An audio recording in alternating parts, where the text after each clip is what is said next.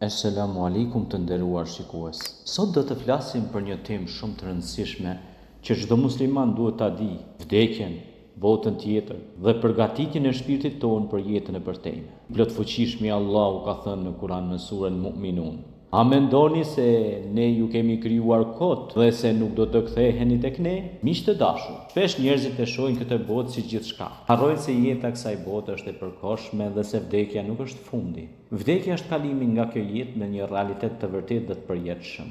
Ata që nuk e kuptojnë këtë mund të bien në mëkate dhe të mbyten në dëshirat kota, por për ata që e kuptojnë, vdekja është një mundësi për shpirtin që të përgatitet për botën e përtejme. Pejgamberi Muhammed a.s. na mësoi se momenti i vdekjes është shumë i rëndësishëm.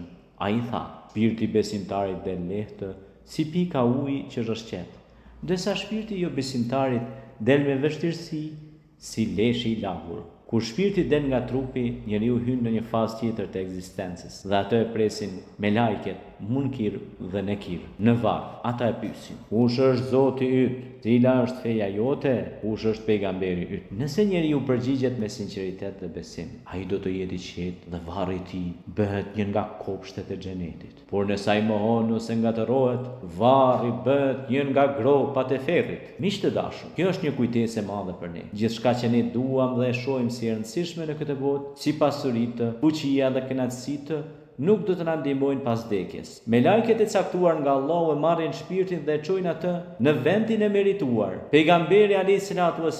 gjithashtu na ka këshilluar për përgatitjen e shpirtit, të kryejmë vepra të mira si namazi, agjerimi dhe sadakaja. Të ndihmojmë të varfrit dhe të nevojtarët, sepse këto veprime pastrojnë shpirtin dhe afrojnë njerëzit tek Allahu xhaleshanuhu. Të shmangim mëkatet dhe të jetojmë sipas udhëzimeve të Allahut, duke pasur frikë dhe dashuri për të. Të duam dhe të respektojmë pejgamberin Muhammed a.s. sepse dashuria për të është shenjë e imanit të vërtetë. Në hadithet e tjera pejgamberi a.s. ka përshkruar se momenti i vdekjes është i qetë për besimtarin që jeton sipas udhëzimeve të Allahut. Ai do të ndjejë lehtësi, ndërsa shpirtin e tij e marrin engjëjt me lajket me fytyra të bardha dhe e çojnë në xhenet, ndërsa njeriu jo besimtar ose mëkatar e ndjen shumë dhimbje me frikë dhe ankth, sepse me lajket ja marrin shpirtin me vështirësi. Prandaj çdo njeri duhet kujdeset për veprat e tij dhe të përgatisë shpirtin për këtë moment të rëndësishëm. Kurani dhe Suneti na mësojnë që asnjë pasuri, asnjë njohuri dhe asnjë pushtet nuk do të shpëtojë,